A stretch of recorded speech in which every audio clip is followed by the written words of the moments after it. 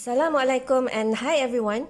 Today we are going to look at chapter 11 and I will be talking about conflict management.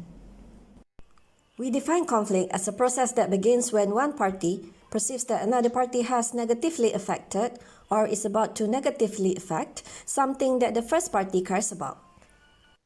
So conflict is a clash between individuals that arise whenever individuals have different values, opinions, needs, interests, and are unable to find a middle way. Common to most is the idea that conflict is a perception. If no one is aware of a conflict, then it is generally agreed no conflict exists. Generally, we have two types of conflict. Functional conflict supports the goals of the group and improves its performance, while conflict that hinder group performance are called dysfunctional or destructive forms of conflict. Companies have to learn to deal with conflict on a daily basis. Task, relationship, and process are the three sources of conflict in a workplace. Task conflict involves differences based on work details and goals. This is the easiest type of conflict to solve, and usually excellent communication and employee debate find a remedy for the problem. The second type of conflict is called relationship conflict.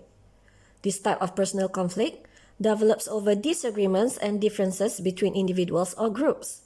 The biggest difference is that this type of conflict is over personal issues and not work-related. In that respect, this type of conflict can be the most difficult to diffuse and fix in an organization. On the other hand, process conflict refers to disagreement over the methods or procedures the group should use in order to complete its task. It occurs when strategies, policies, and procedures clash. Another way to understand conflict is to consider its locus, or where the conflict occurs. Here too, there are three basic types. First, we have dyadic conflict, which is conflict between two people. Intra-group conflict occurs within a group or team. And intergroup conflict is conflict between groups or teams. Intense intergroup conflict can be quite stressful to group members and might well affect the way they interact. Therefore, understanding functional and dysfunctional conflict requires not only that we identify the type of conflict, but we also need to know where it occurs, which is the loci of conflict.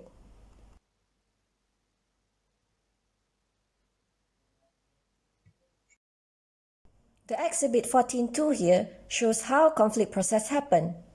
The conflict process has 5 stages, which include potential opposition or incompatibility, cognition and personalization, intentions, behavior, and outcomes.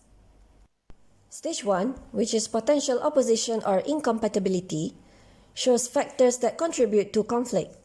Here, communications as a source of conflict represents those opposing forces that arise from semantic difficulties, misunderstandings, and noise in the communication channels.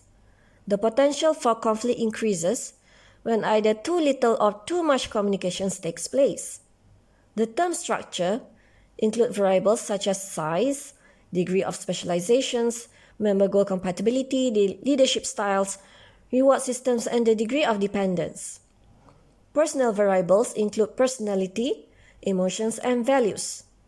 People high in the personality trait of disagreeableness, neuroticism, or self-monitoring are prone to tangle with other people more often and react poorly when conflict occurs. The second stage, we have cognition and personalization. The factors that I've mentioned just now lead to conflict only when the parties are affected by and aware of it. However, because a disagreement is a perceived conflict, does not mean it is personalized. Conflict is personalized when it is felt and when individuals become emotionally involved. At the third stage, we have intentions. Here, we can refer to the 5 conflict management styles that can be used to handle conflict in organizations. These include competing, collaborating, compromising, avoiding, and accommodating. At the fourth stage, we have behavior. This is where conflicts become visible. The behavior stage includes the statements, actions, and reactions made by the conflicting parties. These conflict behaviors are usually overt attempts to implement each party's intentions. And at the fifth stage, we have the outcomes. where this can be either in the form of increased group performance, and it can also be decreased in group performance. So understanding the conflict process is important in order to alleviate disagreement in the workplace. Now let's look at the conflict handling intentions or the style in more detail. The first one we have accommodating. This style is about simply putting the other party's needs before one's own. You'll allow them to win and get their way. While it might seem somewhat weak, accommodation can actually be the best choice to resolve a small conflict and move on with more important issues. This style is highly cooperative on the part of the resolver but can sometimes lead to resentment. Second, we have avoiding. This style aims to reduce conflict by ignoring it, removing the conflicted parties or evading it in some manner. Team members in conflict can be removed from the project they are in conflict over, and people can even be reassigned to other departments. This can be an effective conflict resolution style if there is a chance that a cool-down period would be helpful or if people need more time to consider their stance on the conflict itself. Third is compromising. This style seeks to find the middle ground by asking both parties to agree to some aspect of their desires so that a solution can be agreed upon. This style is sometimes known as lose-lose in that both parties will have to give up a few things in order to agree on a larger issue. Next, we have competing. This style rejects compromise and involves not giving in to others' viewpoints or wants. One party stands firm in what they think is the correct handling of a situation and does not back down until they get their way. However, managers using this style will be seen as unreasonable and authoritarian. Handling conflicts this way will sometimes lead to employees being not happy and unproductive. And lastly, we have collaborating. This style produces the best long-term results. At the same time, it is often the most difficult and time-consuming to reach. Each party's needs and wants are considered and a win-win solution is found so that everyone leaves satisfied.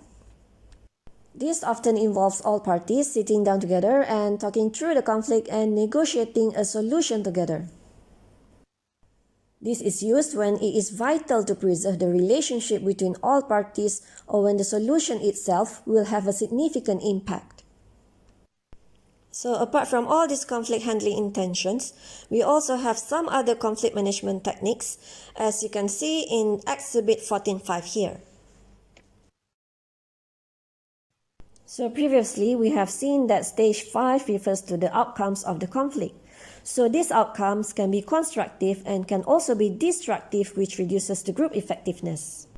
So managing functional conflict is very important, and one of the keys to minimizing counterproductive conflicts is to recognize when there is really a disagreement in the group. Many apparent conflicts are due to people using different language to discuss the same general course of actions. Groups that resolve conflicts successfully discuss differences of opinion openly, and groups with cooperative conflict styles and an underlying identification to group goals are more effective than groups with a more competitive style. An open discussion makes it much easier to develop a shared perceptions of the problem at hand.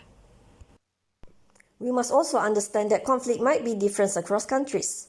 Between individualistic and collectivistic culture, conflict resolution strategies might be different.